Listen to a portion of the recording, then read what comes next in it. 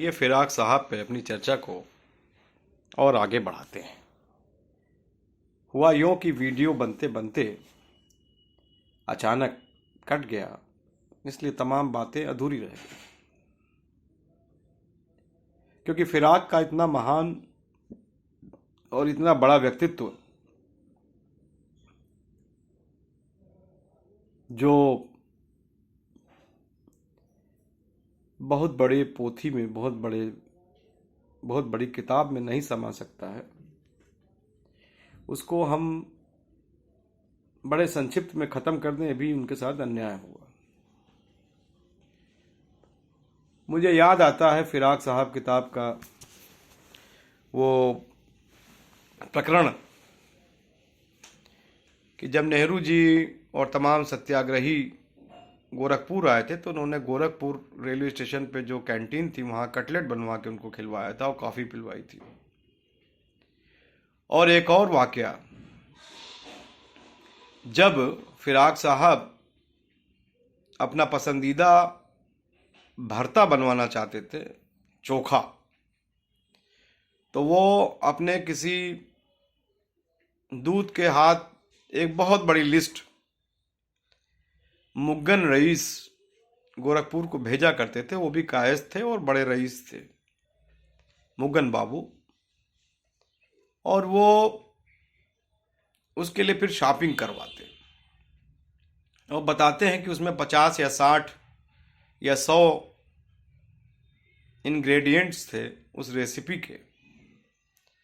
वो बाकायदा फिराक साहब बायोग्राफी में प्रकाशित भी हुई है। उसकी प्रतियां 2 बार मैंने खरीदी, चोरी हो गई, इसलिए उसका वर्णन नहीं कर पा रहा हूँ। तो उसमें करीब 50, 60 या 100 चीज़ें पड़ती थीं उस भरते में। वो सारा सौदा करके आदमी गोरखपुर से वो मुलाजिम के हाथ भेजते थे मुग्गन बाबू रईस प्रयाग को। और फिर प्रयाग में बैंक रोड स्थित आवास पे अपना वो भरता सरकारी आवास पे बनाते थे, जहाँ ताजिंदगी वो रहे। और उसमें लास्ट में कोई ब्रांडी या विस्की भी डालते थे, तब उनका ये भरता या चोखा मुकम्मल होता था। ये तो उनके खाने के शौकीन होने की बात हो गई। शायरी पे आए तो उनका लिखा याद आता है कि आने वाली नस्लें तुमसे रश करेंगी हम असरों, जब उनको मालूम ये होगा कि तुमने फिराक को देखा था। ऐ मेरे मिलने जुलने वालों, जब आने वाली नस्लों को यह मालूम चलेगा कि तुमने मुझे देखा था तो तुमसे रश करेंगे, ईर्ष्या करेंगे। जाहिर बात है, आज लोग सोचते होंगे कि फिराक साहब थे तो कैसे थे और क्या व्यक्तित्व था उनका, काश उनको हम देखे होते। तो बिल्कुल सटीक बात कही थी कि आने वाली नस्लें तुमसे रश करेंगी हम असरों, जब उनको मालूम यह होगा तुमने फिराक को देखा था। फिर ऐसे ही एक बड़ा उनका मशहूर हुआ कि बचा के नजरें हर एक की मैं, बचा के नजरें हर एक की मैं, किसी भी महफिल से जब भी गुजरा, बचा के नजरें हर एक की मैं, किसी भी महफिल से जब भी गुजरा, सदा लगी हर तरफ से आने, फिराक साहब फिराक साहब। चारों सूं ये आवाज आने लगी, फिराक साहब, मतलब ये देखो फिराक आ गए, वो देखो फिराक आ गए। तो अपने किरदार, अपने व्यक्तित्व पे बड़ा नाज भी था उनको। और महाप्राण निराला से उनका मुठभेड़ भी हुआ कई बार। महाप्राण अड़ जाते कि हिंदी तुम्हारी माँ है और उर्दू मान लो मौसी है, तो हिंदी बड़ी हुई कि उर्दू। तो फिराक साहब उनके दिगंबर व्यक्तित्व के सामने विनीत हो जाते और कहते कि नहीं, मान लिया, हिंदी बड़ी है।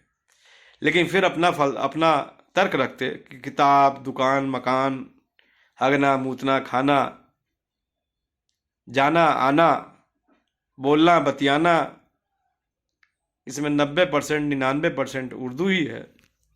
तो हिंदी उर्दू का झगड़ा अब खत्म होना चाहिए।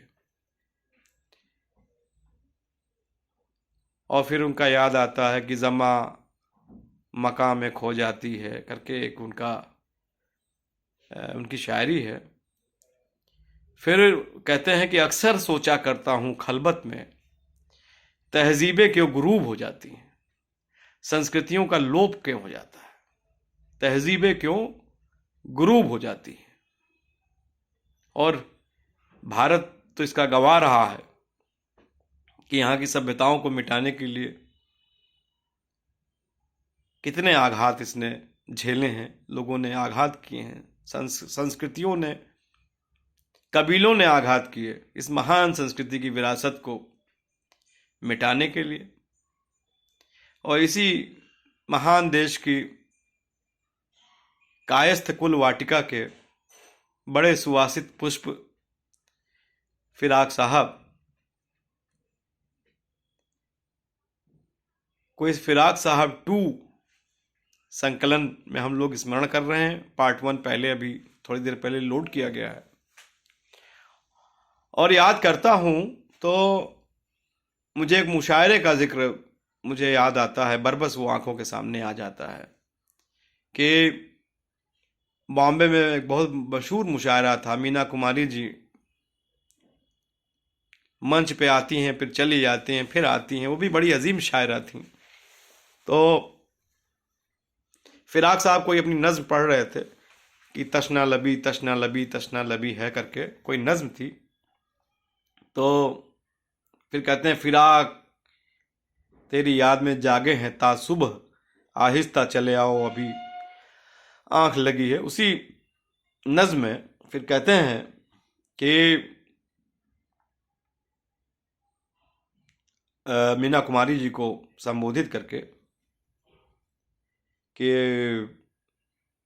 हाँ, कहते हैं कि हम लोग तेरा जिक्र, जैसे हम लोग वो आम बोलचाल में कहते हैं कि हम लोग आपका नाम ही ले रहे थे, देखिए आप आगे बड़ी लंबी उम्र है।